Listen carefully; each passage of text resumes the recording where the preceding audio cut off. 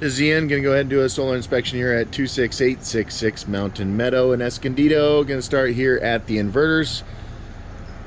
We got two different systems installed at different times, it appears. We got the Solar City inverter over here. It's actually an ABB brand. And then Fronius over here, which was also very popular for Solar City to install way back when. I'm guessing that the ABB is newer. I can't find a manufacturer date on either of those. The Fronius is working. That is a 5,000 watt inverter, and it appears to be producing as it should.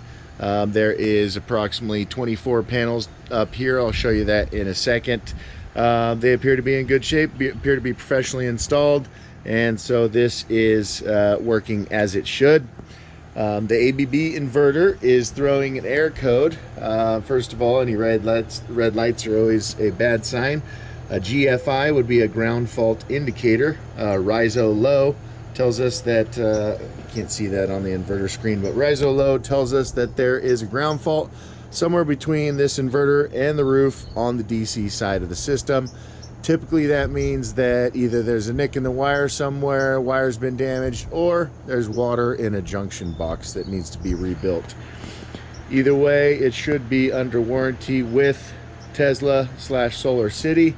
Unfortunately, it is near impossible to get them to actually respond to things like that. This is 4,200 watts and 5,000 watts. And so that gives us about a 9 or 10 kilowatt system size.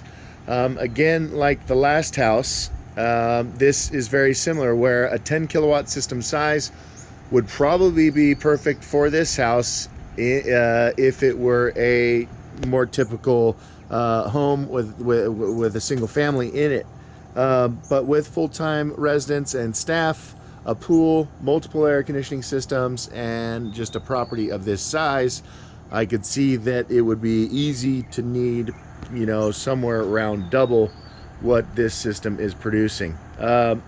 Even if that side of the system is fixed, I still think that it's massively undersized. When I first got here, I looked at the meter, and of course it was not going backwards. It was not, the house was not producing more electricity than what it was using. And that's what I would expect after just evaluating the system and knowing the situation of the home. We got our two breakers there, both 25 amps, and yeah, we could easily again use double that. This screen, this actually might be the older system, because this screen is struggling. And it's currently producing 1,800 watts. That is kind of a south-facing solar system up on this roof, and it's now getting later in the afternoon, so the sun is to our west. Actually, those are still all in perfect sunlight. So the age of that inverter, maybe these are 8 or 9 years old, so those could each be 200 watt panels.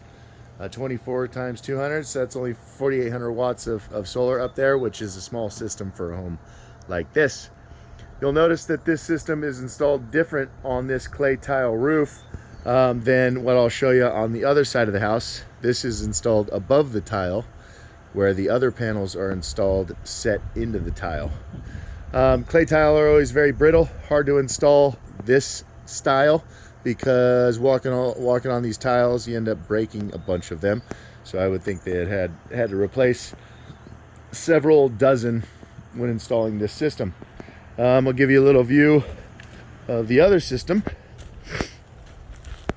This is the ABB inverter, controls these panels over here. And don't know if you can tell from the video, but those are set into the tile. What that means is that roof plane was stripped of tile, asphalt shingle were laid down, the solar was installed, and then the clay tile went back around the panels, basically boxing them in. So this looks more like a Solar City install than the other roof plane that we were just looking at. And actually I prefer this method. The waterproofing is a little better and the aesthetics are a little better. And yeah, walking on tile, clay tile like this, you end up leaving a bunch of broken tile. I don't see a junction box up there. So that might be a little bit of a challenge locating that junction box to figure out where the heck the moisture is getting in. We could handle it, but obviously it wouldn't be our warranty work. It would we'd have to charge for it, whereas Solar City, after months and months of fighting with them, may get out here and troubleshoot this for you.